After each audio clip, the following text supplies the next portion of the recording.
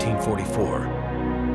A brutal winter and a merciless army of occupation conspire to starve a nation. It is known as the Dutch Hunger Winter. For those who survive today, these are haunting memories. Ik had niks. Ik kon hem niet zelf voeden meer. Het leek wel of ik de tering had, zo ziek was ik. En dan moet je voor zo'n kind gaan zorgen. Vond ik heel erg. Dat heb ik gedaan op de Dam, naast het paleis. En ik heb gevraagd aan de kosteres: wilt u zolang als de oorlog duurt mijn kindje grootbrengen? Want ik kan het niet. Dutch researcher Tessa Roseboom had heard many of those tragic memories. She and her team wanted to know if there were any lingering effects. Roseboom knew that our bodies respond to famine in much the same way they respond to other stressors. So she set out to see if the fetuses of women pregnant during these arduous days could possibly be affected by stress.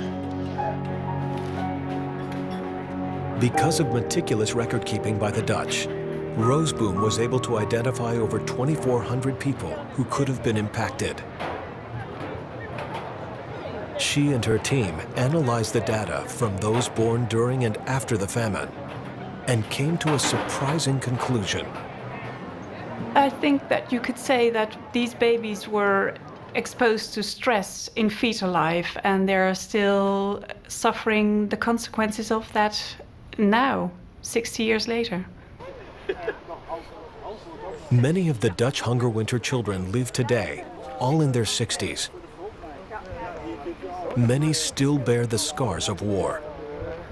We found that babies who were conceived during the famine have an increased risk of cardiovascular disease. They have more hypercholesterolemia. They are more responsive to stress. And they generally are in poorer health than people who were born before the famine or conceived after it. Researchers think that stress hormones in a mother's blood triggered a change in the nervous system of the fetus as it struggled with starvation. This was the fetus's first encounter with stress. 6 decades later, the bodies of these Dutch Hunger Winter children still haven't forgotten.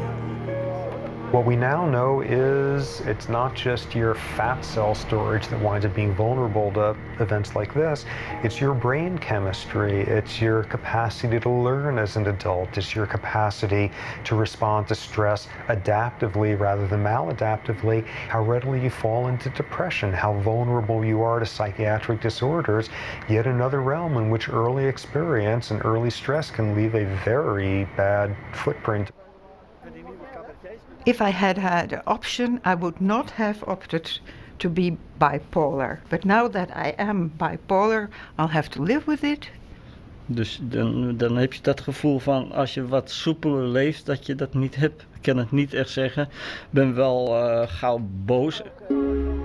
What the Dutch Hunger Winter phenomenon is about is experience environment starts long before birth, and adverse, stressful environments can leave imprints, can leave scars lasting a whole lifetime.